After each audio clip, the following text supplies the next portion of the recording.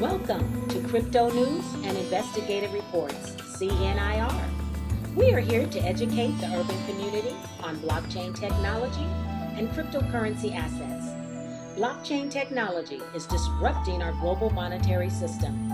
This is one of the greatest transfers of wealth in our lifetime. Don't miss this opportunity. Listen and gain knowledge. Here's our host, Frederick Roberts.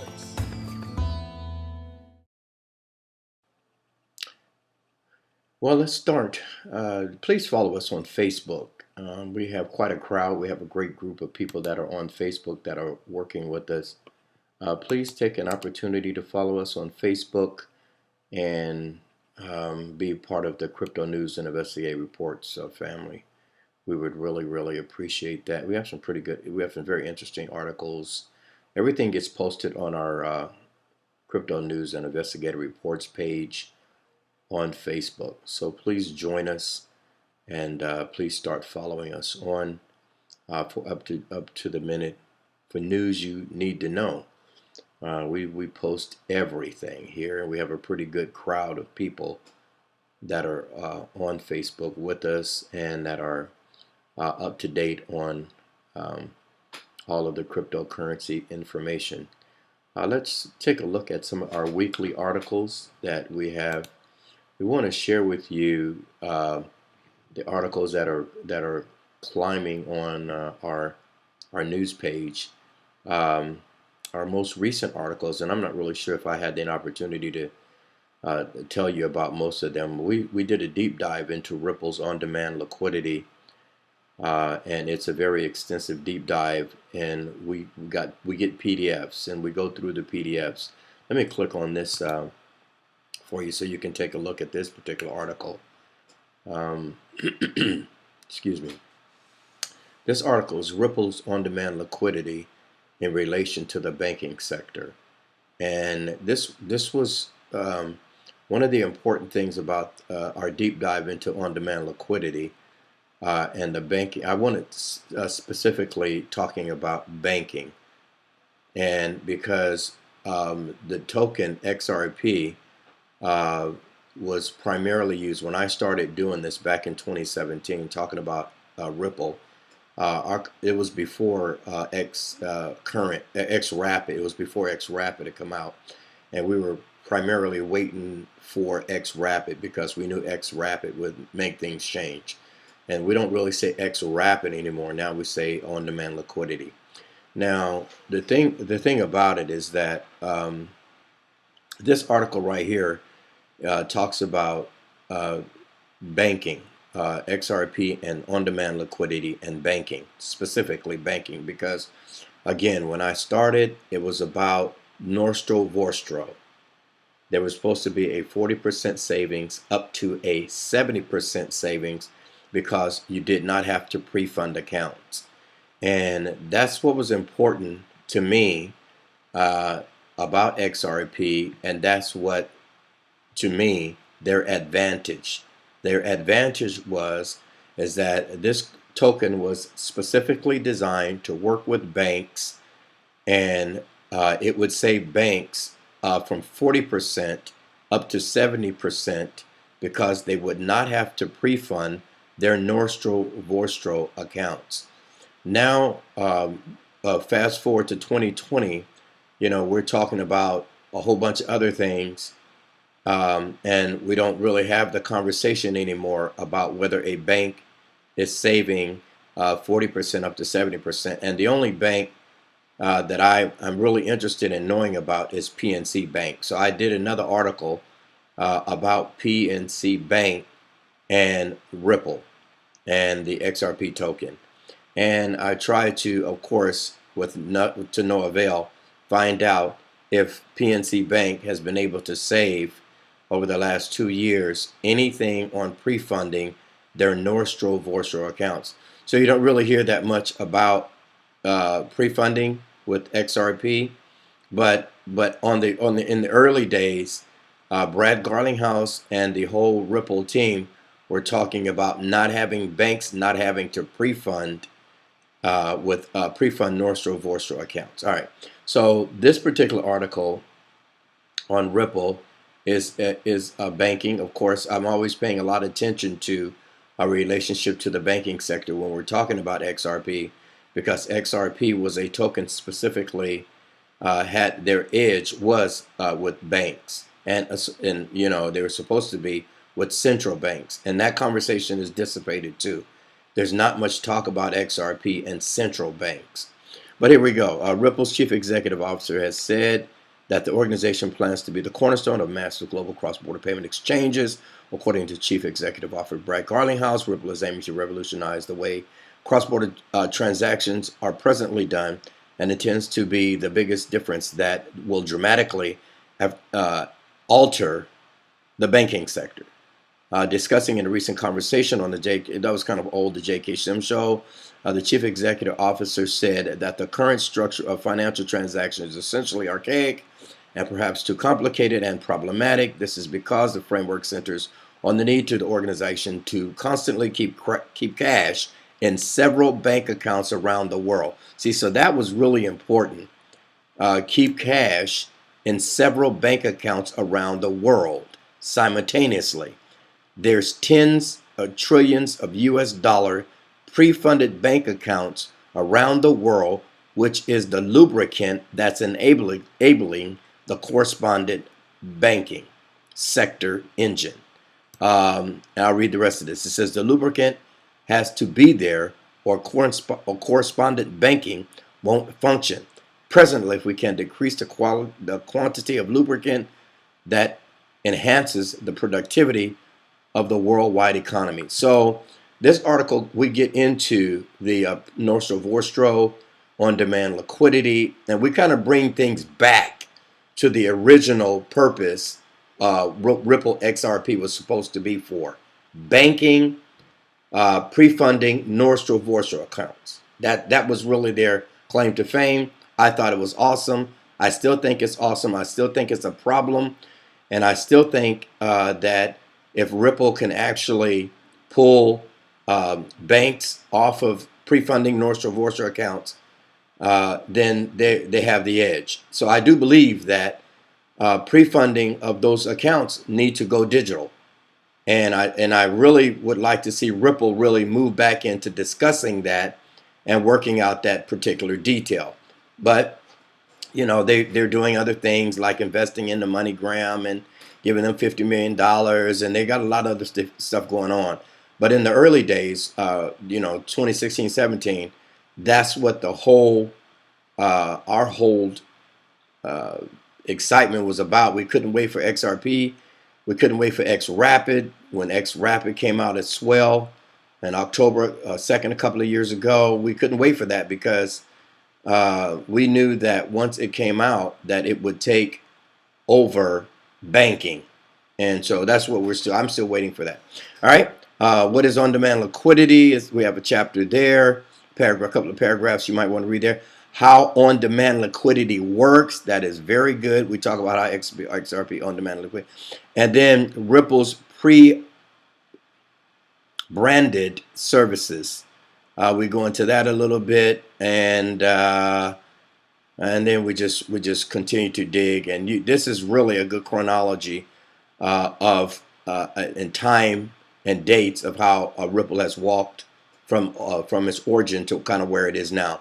The role of consumer demand pushing for more innovation. And this was written by Jones and Edwards from the CNIR staff. All right. So please stop by and take a read on that. That is a very interesting article, and it's really knowledgeable. You'll gain a lot of knowledge. It was one of our end of May articles. I don't think I've done a video in about a week or so.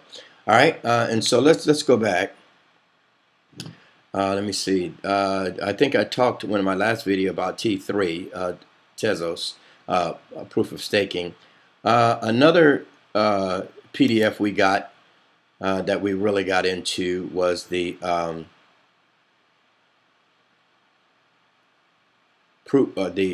digital dollar, the digital dollar project, a critical and prudent initiative. You really want to take some time to update yourself about this. This is just great cryptocurrency information. we've been talking about the Federal Reserve, the central banks having to make changes and trying to deal with the speed of cryptocurrency. That's the main problem. Remember that. The speed of cryptocurrency is the central banks and commercial banks' main problem with cryptocurrency. It is so fast and their system is so antiquated and so slow. And that's the number one problem, where cryptocurrency takes less, it takes seconds, and the institutional systems and the legacy systems take days. All right, so that's the number one problem. So we dig into what is the digital dollar. We even kind of give you some information on the white paper here. A digital dollar that coexists with physical cash. We even go into COVID-19, how touching cash, you can probably, there have been scientific studies on whether touching cash and has microorganisms on it that can cause COVID-19. You can get sick touching cash, basically. So you want to go by and read this particular article. The two-tier distribution model, the CBDC public, the CBDC private. That's going to be a very difficult tightrope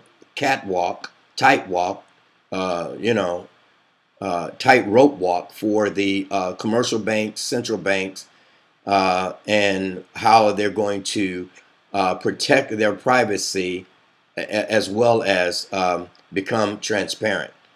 Also CBDC on what kind of a blockchain and validation and nodes and all of that. All of those things come into play when you're talking about a CBDC. And then there's some privacy concerns that I just talked about. And then here's part of a conversation that kind of, I'm not really know how I feel about it anymore. We have this banking and the unbanked conversation. And that used to be a really, really big conversation in 2016, 2017, is because they were claiming cryptocurrencies were claiming that we can help the unbanked. We can help the unbanked. And now it's more like we can make money on the unbanked.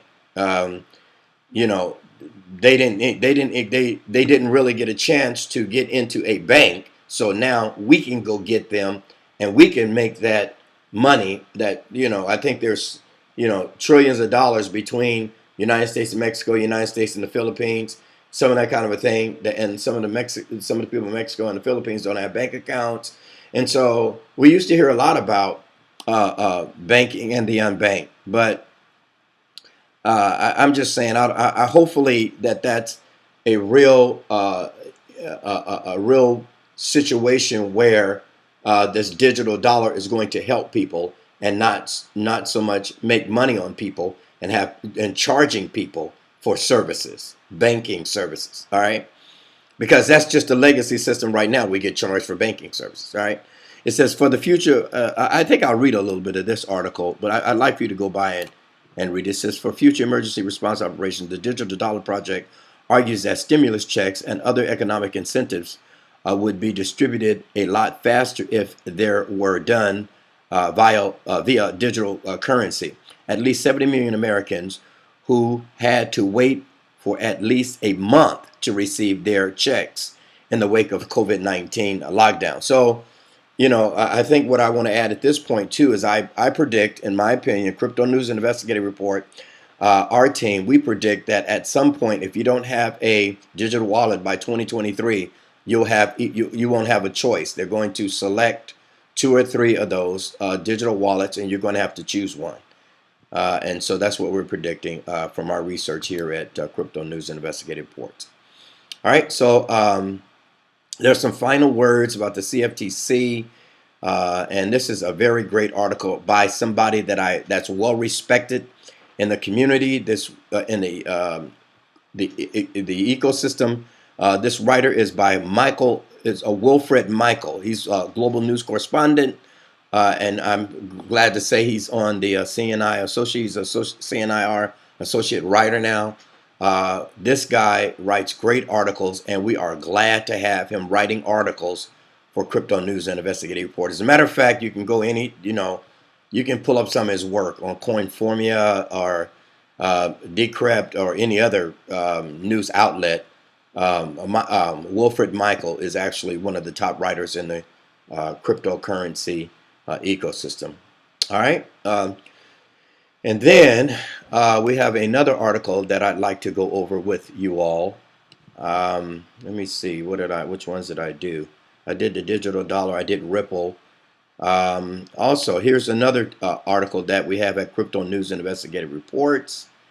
It's the SAGA token and its global acceptance. This is really some great information about the SAGA token and its global acceptance. And it's interesting, even from the opening paragraph. This is more of a research type article too. I mean, these are knowledgeable research type articles. These are a little more than your your 5 little lines and hype type stuff. We're not doing a lot of hype here at Crypto News. We're doing some investigative writing now. And like I said, we're doing investigative writing off of PDFs. But anyway, this says a token can be considered a currency. A token can be considered a currency if it can be used as a means of exchange or store of value in the market.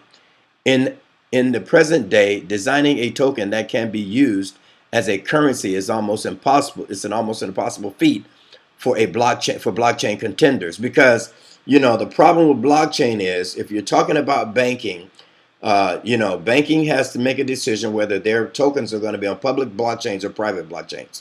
However, Saga is gearing up to change that dynamic with this new global currency identified as SGA. Now, please go by our Facebook page and let me see. Yeah, go by our Facebook page, because we do have some information about what is this? Oh yeah, here we go. What? Okay, I'm not really sure what's going on here, but I wanted you to hear a little bit about the President Edo, what he's saying about. No, that is not it. All right, hold on just a moment, and I want to get back to.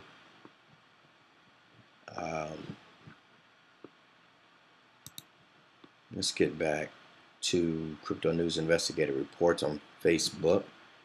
Facebook has changed a lot. It's not really Facebook of old. Here we go. So let's take a listen at the president of SAGA. So yes, we've just launched SAGA on December 2019. After 2.5 years of development and regulation, etc.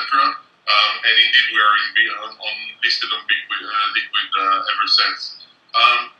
SAGA's vision is eventually to become a global complementary currency. Complementary in the sense that we believe that national currencies, some of them are being very well managed, some of them less so, but either way they are designed to meet the needs of a national economy. And we are meeting, and I think that the COVID-19, I'm sure we'll discuss it furthermore, is accentuating the fact that we are a part of a global reality that transcends borders, and this is true to our economy as well. But up until now, we still do not have a global currency to serve this economic reality, to serve the fact that if you are a British citizen and you hold pounds, and the previous 3 years the pound has lost nearly 25% of its value in view of Brexit, when you interact within the British economy, you're actually fine because it reacts to the same Brexit. But when you go and buy on Amazon, you've lost 25% of your purchasing power. This is what SAGA is designed to deal with. Obviously, our inspiration was Bitcoin as the first non-governmental currency contender, but we've identified several pitfalls that we believe are preventing Bitcoin from being. It may be serve as meant for many other purposes, but to be a real currency, a real medium of exchange, volatility needs to be controlled. That's the first issue. And the second issue we believe is crucial is the governance structure, to allow that eventually the holders of the currency are the sovereigns of the currency. And so to resolve the first issue of volatility, we've built a model whereby SAGA starts as a stable coin on the SDR, on a basket of currencies, fully pegged to a basket of currencies, and only as it grows, as holders are voting more confidence by creating more SAGA, does it start to very slowly depart from the reserve, so that the reserve is a sort of crutches to keep from volatility in the early days of SAGA. All right. What you just saw is a little, let me turn, all right, fine. What we just saw is a little bit of the SAGA token, and you heard his name is kind of hard to pronounce, and I don't want to butcher his name, but he's the founder and the CEO of SAGA, and what he was doing, he was describing how SAGA has handled all of the dynamics of being a global world reserve currency. It is currently working with the IMF, which is the International Monetary Fund. It is also working with the basket of currencies. And if you don't know what the basket of currencies is, you can go back to my YouTube page and look back. I did a video on XRP actually. Will XRP be added into the basket of currencies? And but that was before the SAGA project, and the SAGA project was designed specifically to be the world reserve currency, and XRP was not.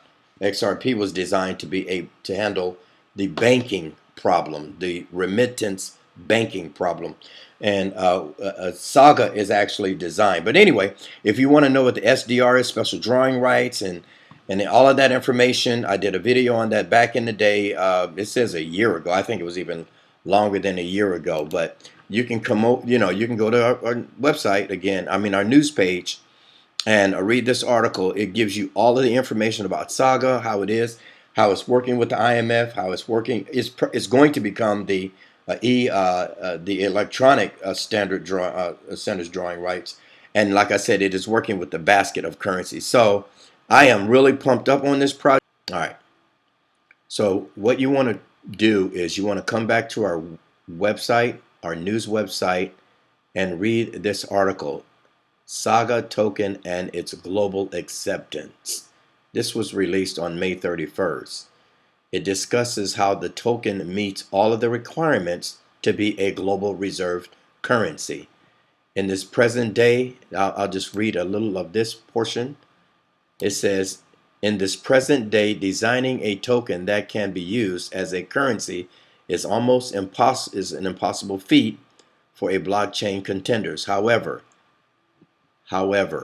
SAGA is gearing up to change all the dynamics in this new global currency. You want to return to our news. Return to our news. You want to return to our news. Then you want to go ahead and read the SAGA token and its global acceptance. This is a great article. It has plenty of information regarding this particular token. The features of the SGA, the SAGA SGA token. Then it has the building blocks of the SAGA token: stabilization, transparency, liquidity, acceptability, interest bearing, compliance, governance, and hedging. This token is an incredible project, and this was written by Jones and Cherie Edwards from the CNIR staff.